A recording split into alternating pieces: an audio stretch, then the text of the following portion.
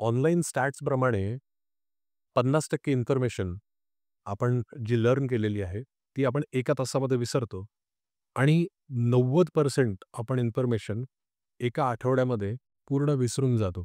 जर त्या विषयावरती आपण काहीच चिंतन-मनन केलं नाही तर.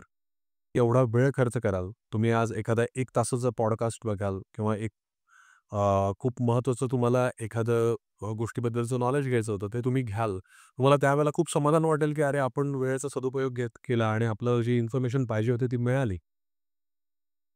पण मेमरीचं हे लिमिटेशन आहे, की आपण एका वेळेला एखादी गोष्ट किती काळासाठी रिटेन करू शकतो. शॉर्ट टर्म मेमरी आहे आणि लाँग टर्म मेमरी आहे. एखादी गोष्ट शॉर्ट टर्म मेमरीमधनं लाँग टर्म मेमरीमध्ये आपल्याला जर न्यायची असेल, तर ती कशी नेणार? आणि लाँग टर्म मेमरी ही आपल्याला बऱ्याच काळापर्यंत इन्फॉर्मेशन स्टोअर करून ठेवण्यासाठी मदत करते. याचे 2 उपाय रादर. पहिला उपाय, आपल्या मेमरीमध्ये, शॉर्ट टर्म मेमरीमध्ये ही गोष्ट जास्त काळासाठी टिकवून ठेवण्यासाठी. त्या इन्फॉर्मेशनला लोकांपर्यंत पोहोचवा. शेअर करा. तुम्हाला जे कुठलं नॉलेज मिळालेलं आहे, ते तुम्ही तुमच्या शब्दांमध्ये व्यक्त करा. व्यक्त करत असताना तुम्हाला मध्ये-मध्ये काही गॅप्स जाणवतील.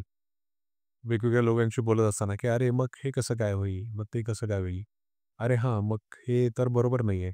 त्यावेळेला तुम्ही परत पाठीमागे जाल, त्या विषयाबद्दलची अजून माहिती घ्याल आणि त्या मेंदूमध्ये त्या गोष्टींचं रिपिटेशन होईल.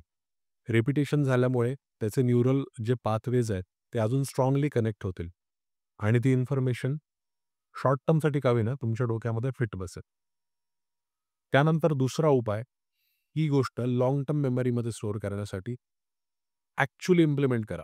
फॉर एक्झाम्पल, एखाद्या रेसिपीबद्दल तुम्हाला जाणून घ्यायचं होतं. तुम्ही ती रेसिपी पाहिली, तर ती रेसिपी करून बघा. त्यावेळेला वेगवेगळे आपल्या शरीरातले सेन्सेस त्या गोष्टीला अनुभवण्यासाठी ज्यावेळेला कार्यरत होतात, त्यावेळेला त्या प्रत्येक सेन्सची जी मेमरी आहे, ती तुमच्या मेंदूमध्ये जास्त क्लिअरली स्टोअर होते.